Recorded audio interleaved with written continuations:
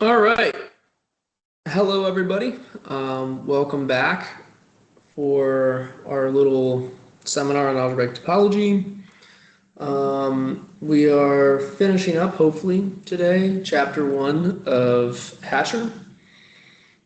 So first, we're talking about representing covering spaces with permutations.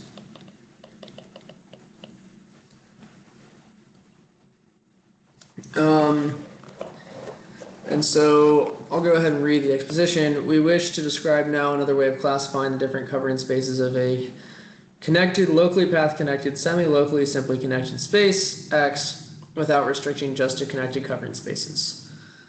To give the idea, consider the three sheeted covering spaces of the circle. There are three of these, X1, X2, and X3, indicating the number of components. For each of these covering spaces, the three different lifts of a loop in S in the circle, generating the fundamental group, determine a permutation of P inverse of X naught, setting the starting point of the lift to the ending point of the lift. So just to clarify, like X1 is just like three non-overlapping circles. X2 is X2. Am I doing that right? Yeah, I'm doing that right. Okay. It's like so. And then X3 is like that. And so then if we have a covering space, and then these have tildes, because they're covering spaces to the circle. Basically,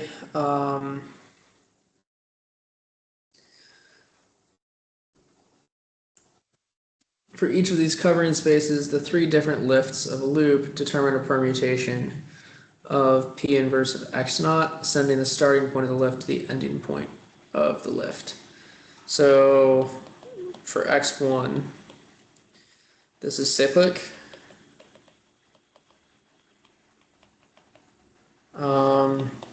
For X2, it's a transposition.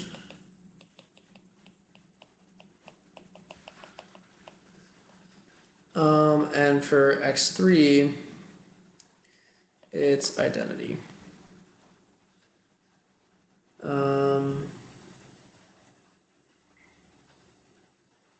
Maybe I got it backwards. It looks like this would maybe be 1, and this would be 3. I don't know. It's a little weird. Oh, wait. No. Even worse. Hold on. This is X2. This is X1. This is X3. Because there's one crossing here. And then there's two crossings here. And then here there's 0. So, I don't know. Does that seem right to you, Zach? No.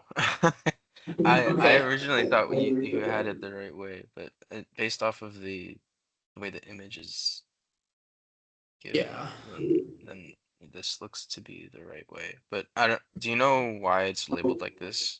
I mean, obviously it doesn't really matter, but It would be really nice if they had it as X0, X1, and X2, right? yeah, Like, yeah.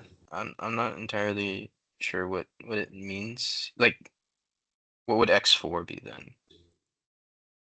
I don't think it exists Okay, it doesn't exist. because we have the cyclic ones, we have the transpositions, and then we have the identity. So I think X3 has to be the identity because that's the only way it makes sense. Like, it's not acting on anything, Oh, okay, okay. right? Like, if you're picturing this as like we place a starting point on a loop, you could end up like transposing down. See? Mm, Well, I okay. mean, that just made it very unclear. But like you could transpose down. Okay.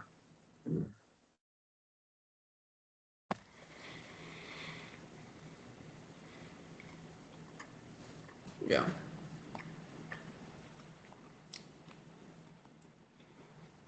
Um, these permutations obviously determine the covering spaces uniquely up to isomorphism. The same would be true for n-sheeted coverings of S1 for an arbitrary n, even for n infinite. Okay, I was wrong. You were right. Okay. I don't So, know what 4 would be. Would um, 4 just be x1? oh, like it's isomorphic to x1, and so Yeah. they're just I would okay. So then would x5 be what? X2? Isomorphic to x2? Okay, it just repeats. Okay. Yeah, that seems right to me. Okay. Okay, the covering spaces of the wedge sum of two circles can be encoded using the same idea. Um, it's referencing back to a picture that I know I can't draw. Okay, then I'm going to jump over that. The idea of lifting loops to permutations generalizes to arbitrary covering spaces. For a covering space, P and a path gamma in X has a unique lift starting at a given point of P inverse of the starting point of the path. So we obtain a well-defined map, L gamma, wait, L gamma from P inverse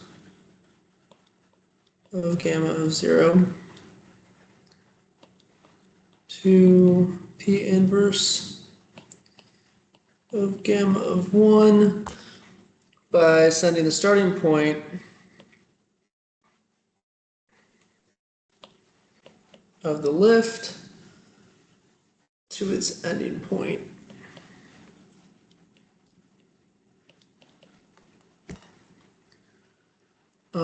It's evident that this is a bijection since it has a clear inverse by the inverse of the path.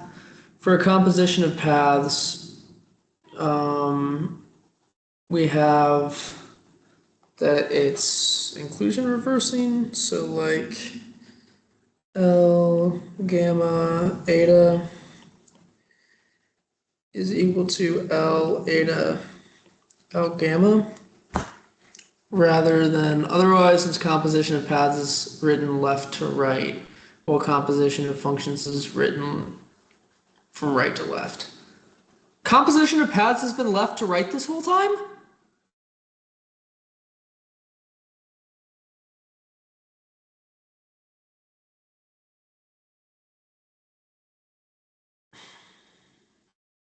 I really dislike this book.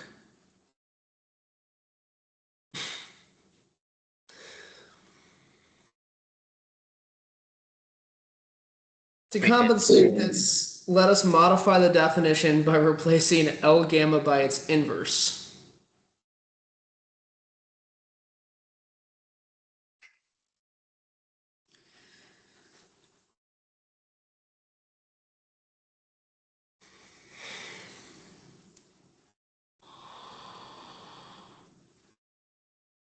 Okay. Yeah, at least he changed it. At least it was changed, right? So for the rest of the book, it's going to look like this, and we're not going to get confused about it. I suppose.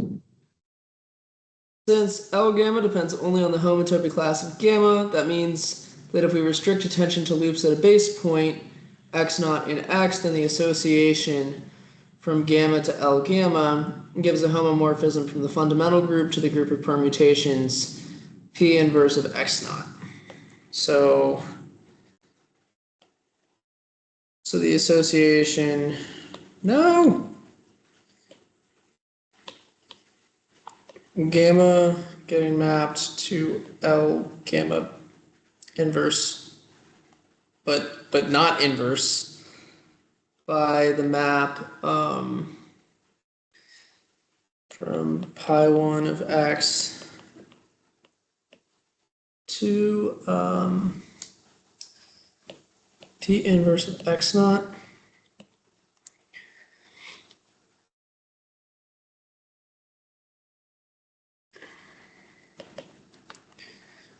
is the action on the fiber. So this is the definition. And I'm just going to call this phi because he doesn't name it.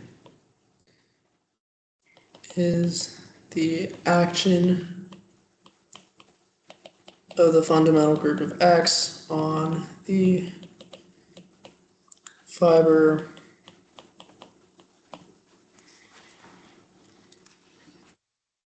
So let us see how the covering space can be reconstructed from the associated action of pi1 on the fiber that we're going to call f, assuming that x is all of the things, so it has a universal cover. Okay. Want to reconstruct the covering space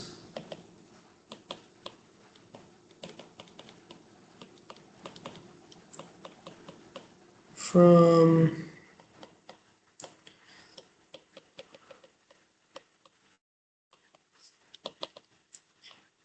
f is equal to p inverse of x naught.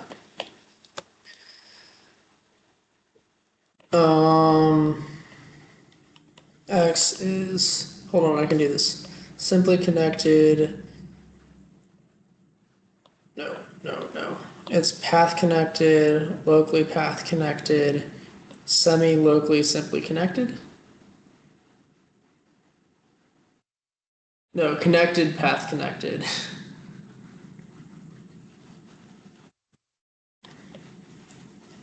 Connected, path connected. Okay.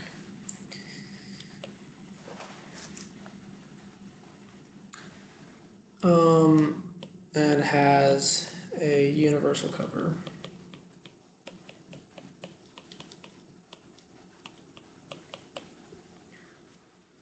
So take the points of x naught to be homotopy classes of paths in X starting at X naught.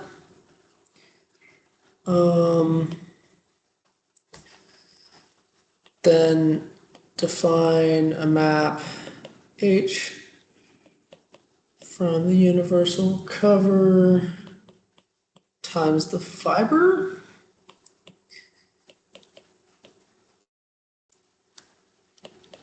Sending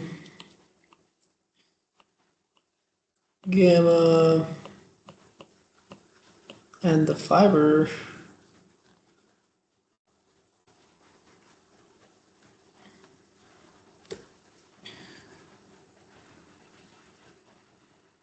to gamma of 1.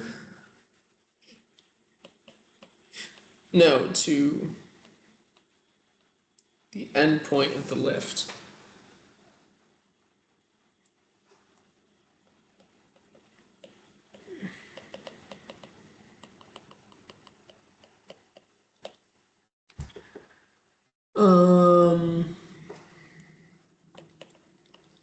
Then H is continuous and a local homeomorphism.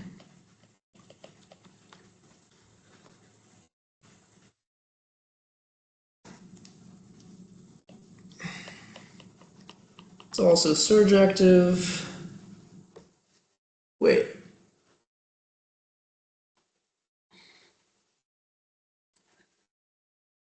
But it's probably not injective.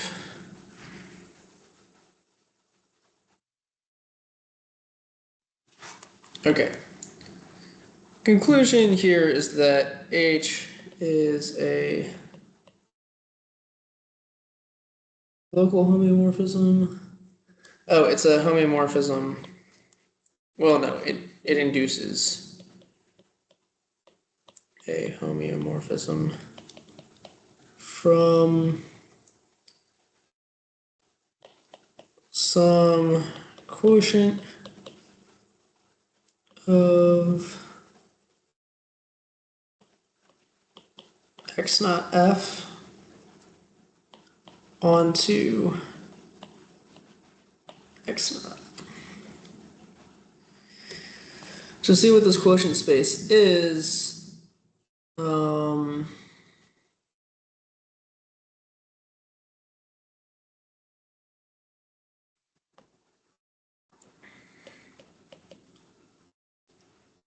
let h of gamma x naught be equal to h of gamma prime x naught prime.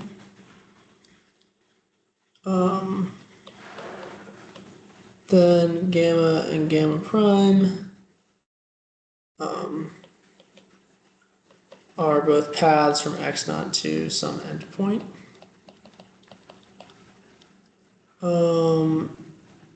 With x naught prime equal to L, gamma prime, gamma inverse, x naught. And the picture here is that if you have the same endpoint,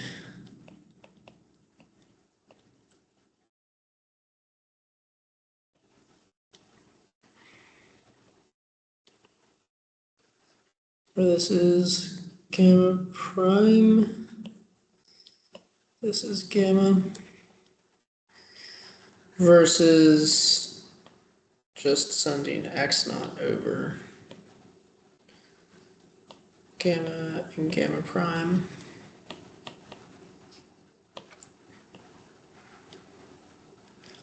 So this is in the lift on the right.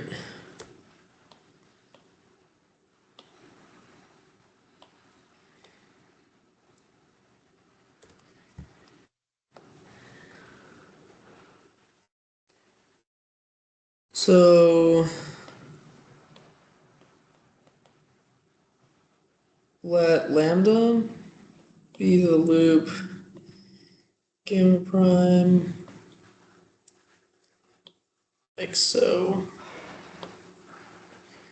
This is lambda.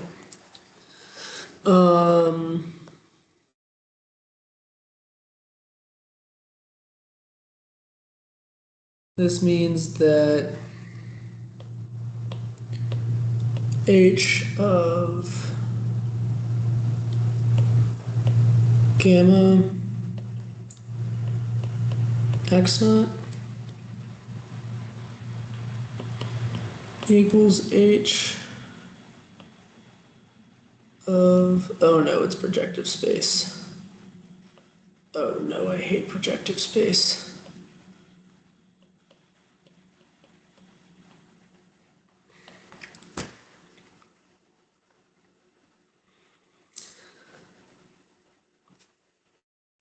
Thus, H induces a well-defined map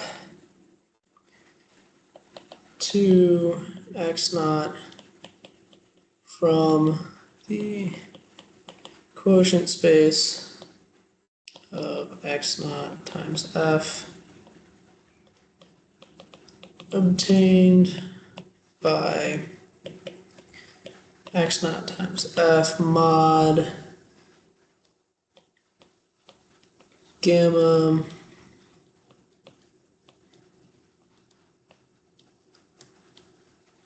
with lambda gamma and L lambda x naught.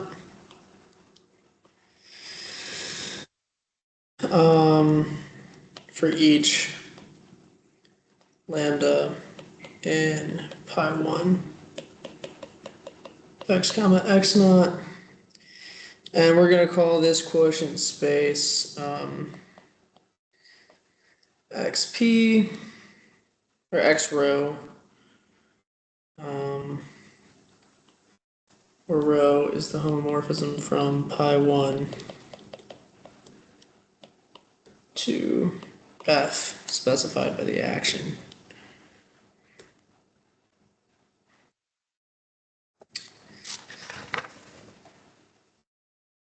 Notice that this makes sense whenever we are given an action of the fundamental group on a set. There's a natural projection sending things over to the endpoint of gamma.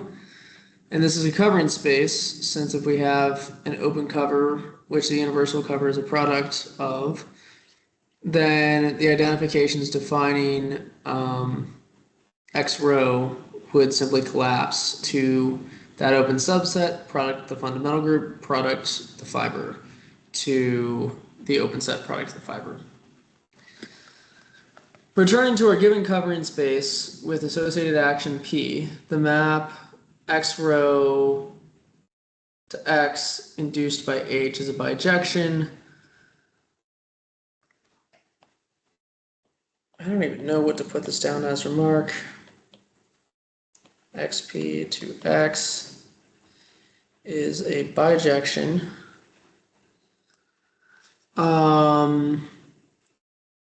And therefore a homeomorphism, since H is induced by a local homeomorphism.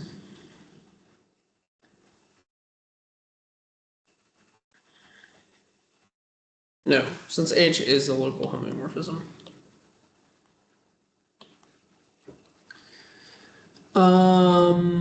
Since this homeomorphism takes each fiber of X row to the corresponding fiber, it is an isomorphism of covered spaces.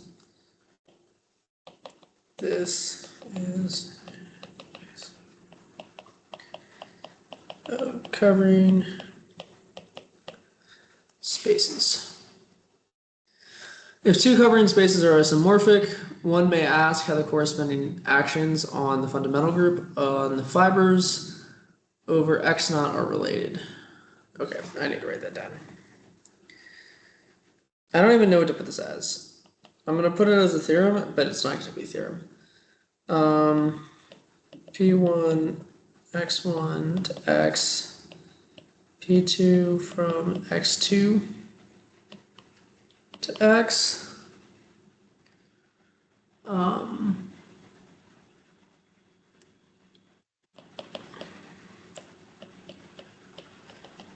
As covering spaces. The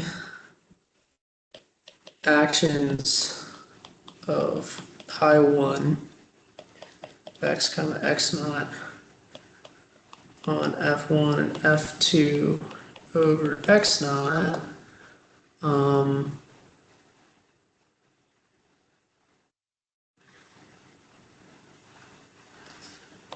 are related by an isomorphism H from X1 to X2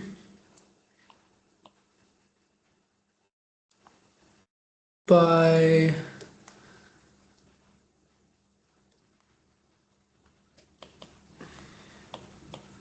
which restricts to a bijection F1 to F2.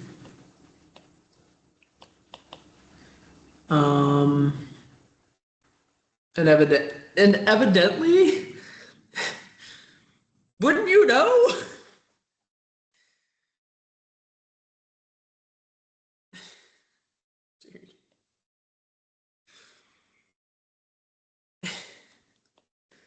Zach, I don't know if you're following along in the book, but this is crazy. Nope, I've got the book pulled up. pull it up too. Don't worry.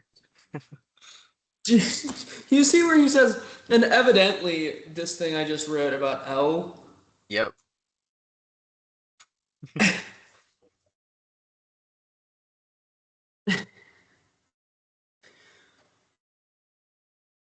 Okay. Um. So this is called a bijection of sets with pi 1 action. And then a corollary of this is that isomorphic covering spaces have isomorphic actions on fibers.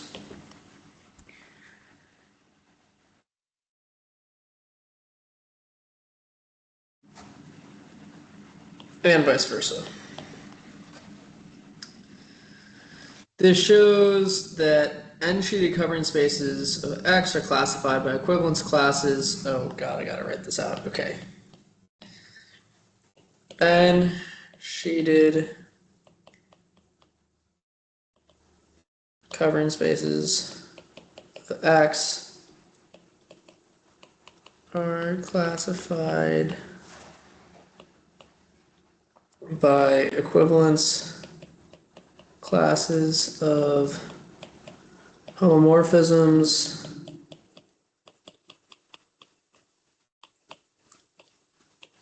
to the symmetric group.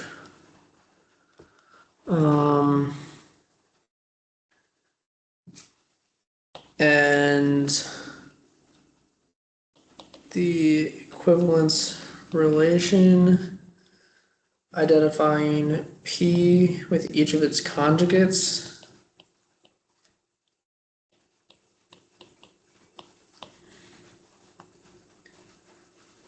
Okay. The study of various homomorphisms from a given group to the symmetric group is a very classical topic in group theory. So this algebraic question has a nice geometric interpretation.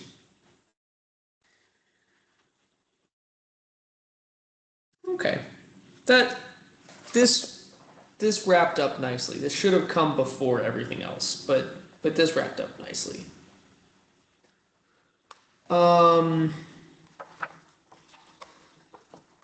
Okay.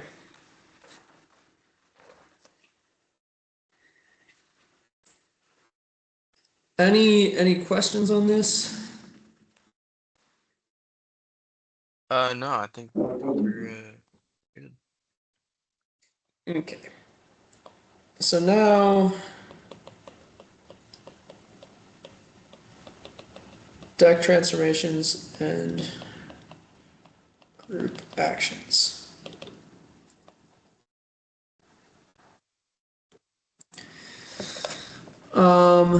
So definition for a covering space.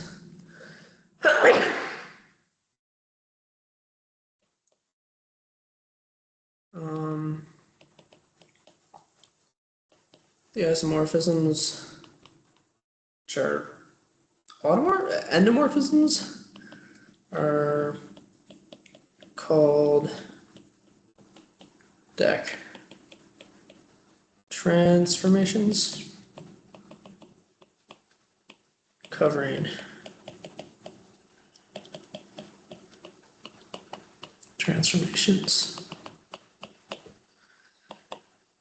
These form a group under composition.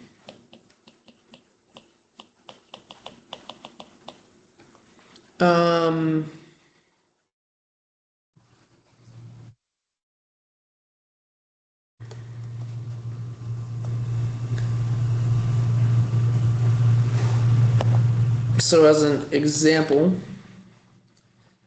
the covering space from the real numbers to the circle, projecting a vertical helix onto a circle, has deck transformations,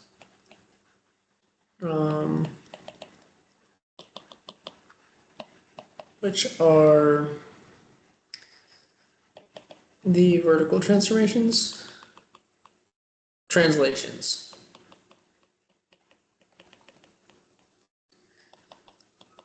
Taking the helix on itself. So G of X is isomorphic to Z. For the n-sheeted covering space, n-sheeted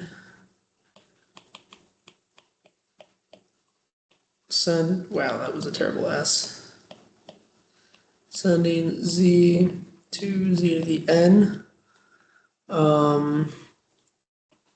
Has deck transformations, which are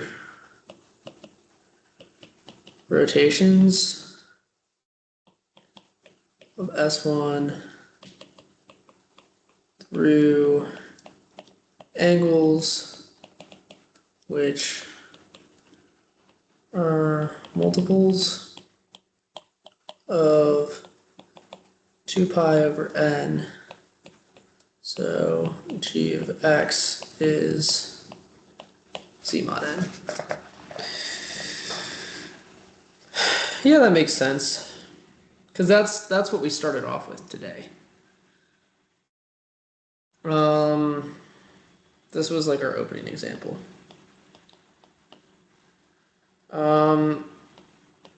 A covering space is normal if for every point in the covering, or if every point in the space, and each pair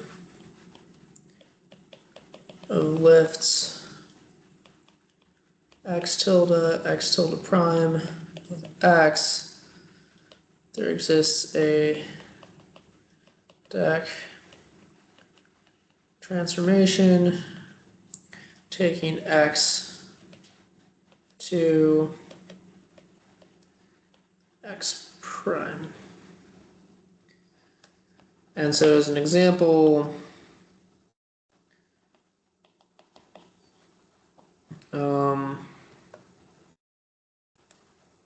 both of the above are normal. I think an interesting example of this that I've seen recently is you can get a natural inclusion order on the symmetric group by writing permutation matrices for each permutation, and then looking at the rank table of the matrix by looking at inclusively the upper northwest matrix and the rank of that matrix. And so like the ijth entry is the rank of the ijth northwest matrix. So like as an example, the matrix has, if this is W, then the rank of W is 0, 1, 1, 2. Anyway, the natural order on this is called Bruhat order, but basically W is greater than V if the ijth entry of W is greater than or equal to the ijth entry of the rank table of V for all I and J. But this is something that I do research with. The fact that like not all elements have direct inclusions, but all elements are trial, mean that like when you're looking at the n-sheeted covering of the circle that gives you the symmetric group, like it's a normal covering. I don't know. Hopefully that's an interesting example, and hopefully it's correct, because it seems like it should be correct. Intuitively, a normal covering space is one with maximal symmetry. This can be seen in the covering spaces of the wedge sum of two circles. Sometimes normal covering spaces are called regular covering spaces. The term normal is motivated by the following result. So proposition, let P from a lift,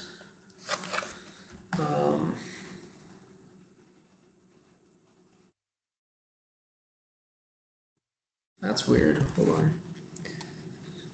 Let me just check something real fast.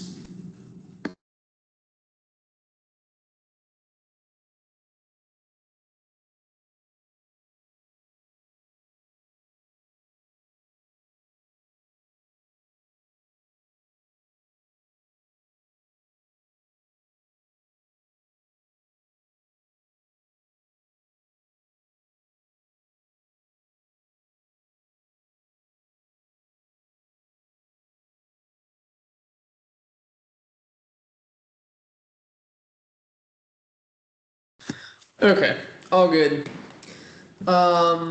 Proposition.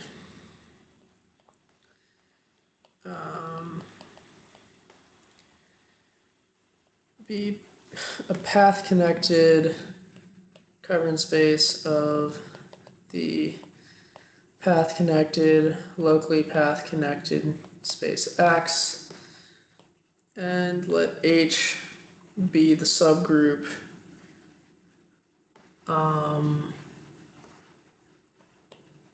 which is the induced map from fundamental group to fundamental group, which is a subgroup of pi 1 x naught. Going back, just in case it's not clear, this is P star.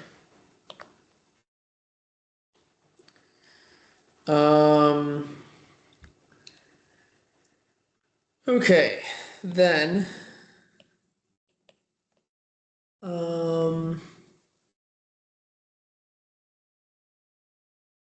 P is normal if and only if H is a normal, wow, that was a bad triangle, is a normal subgroup of pi 1 of x.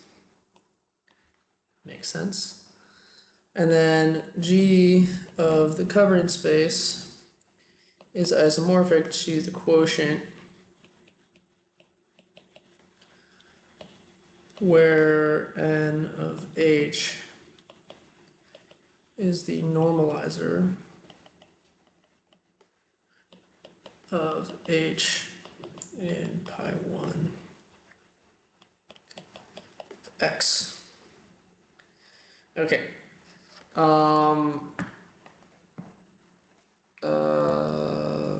Sorry, one second. Do I have? Okay. Sorry, since I'm on vacation, my family is like talking about what to do tonight after teaching is done. So, okay, yeah, normalizer takes a subgroup, adds the things that it needs to become a normal subgroup. In particular,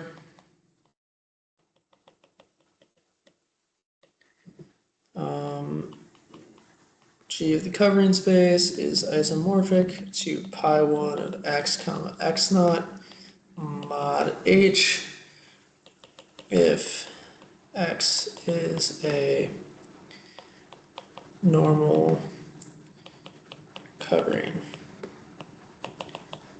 Hence, for the universal cover,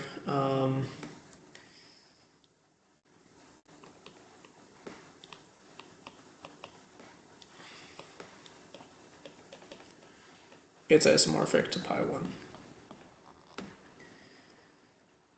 Okay. So I'm going to omit the proof of this, not because it's not interesting, but because we're working on only an hour today. And so I'm just going to say, hey, bump this to take time to look at it on your own. I need to look at some stuff, but I think that we're going to want to just... Okay, correction. I think we can just move on to homology. I think I want to just move on to homology because I'm a lot better at homological algebra than I am at algebraic topology. And I would rather learn this part, I would rather learn like the nitty gritty examples of covering spaces about algebraic topology from someone who actually knows it well than try and like keep fumbling my way through it, especially on recording. um, so, anyway, we're gonna try and finish that up today. So yeah. Okay. So the group of deck transformations is a special case of groups acting on spaces. So given a group G in a space Y, this is a definition. Group G space Y, the action of G on Y is a homomorphism P from G to the set of homeomorphisms of Y.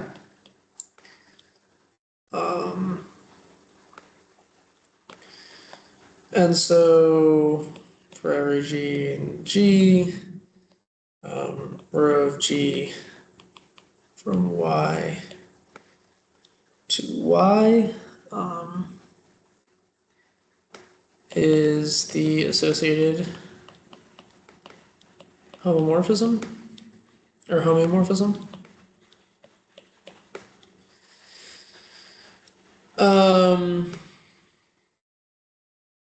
If P is injective, then it identifies with a subgroup. If P is injective,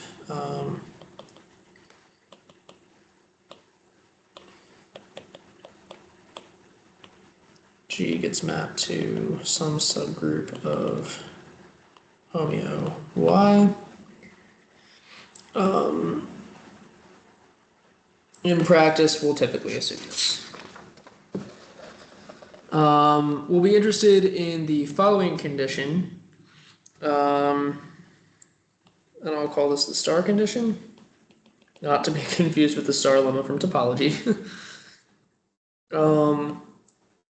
For every Y in Y, there exists a neighborhood U, open in Y, such that all images G of U for G and G are disjoint. In other words, G1 of U intersect G2 of U. Non-empty implies that G1 and G2 are the same.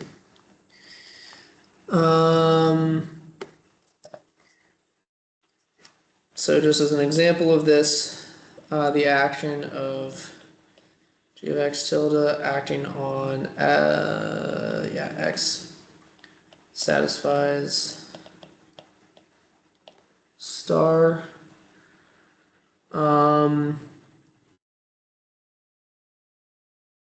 Noting that it suffices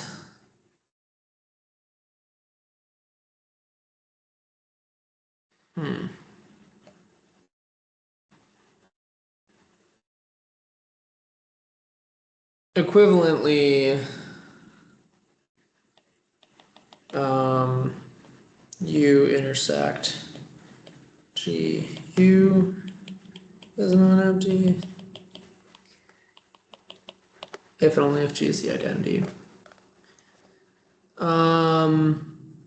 Anyway, definition, given an action G on Y, we can form a space Y mod G, the quotient space Y, where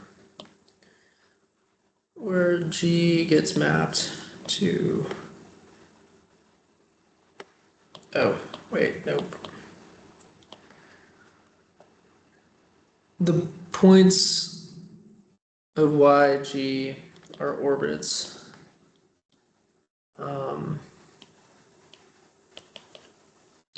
G of Y.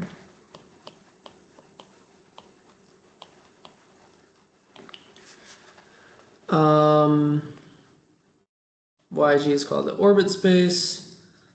For example, for a normal covering space, the orbit is just X.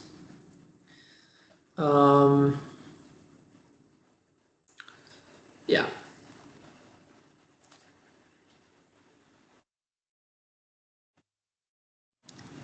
Yeah. Okay. Prop, if the action of G on Y satisfies star, then for 1, the quotient map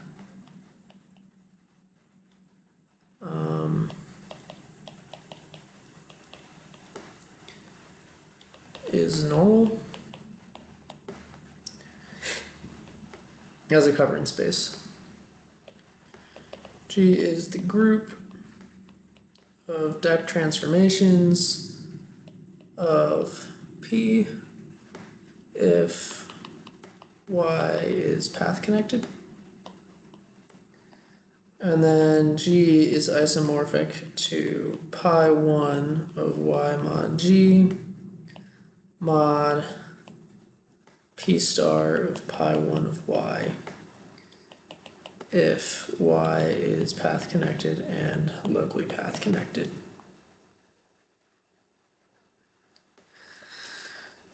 Okay.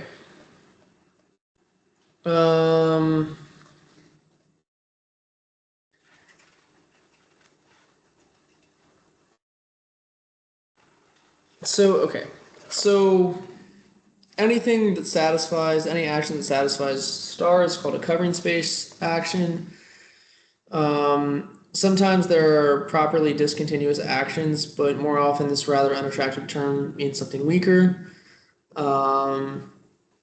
Many symmetry groups have this weaker property of discontinuity. For example, the group of symmetries of R2 by hexagons, which if you follow our Artin seminar, you know that there is not a symmetry group of 6 degrees. And so it ends up being weird. And the reason why is because there are fixed points, which is the same reason why you can't get like the 6-degree symmetry. Points for which there's a non-trivial element that is left fixed by some group action. So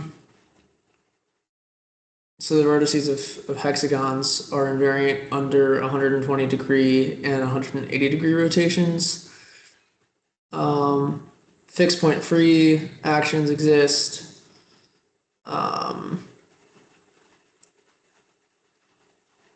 And the star condition implies freeness. The converse is not always true. Yeah. Okay. That's everything in chapter 1 minus the examples. I'm gonna recommend that between now and Thursday, it may be worth taking a look at the examples. I know usually we go through those. I just kind of really want to get into homological algebra because I need some stuff from later on in chapter 1 for something I'm working on, and it would be really nice to have that fleshed out. I've done homological algebra from the side of like algebraic geometry, but I'm pretty new to it, and it would be nice to have the intuition. And I don't think it takes on too much of the covering space stuff, but I could always be wrong. Like I think what it does take on we've covered. So anyway, I have to run, so I'm gonna go ahead and end the recording. But yeah, thank you all for watching, and yeah.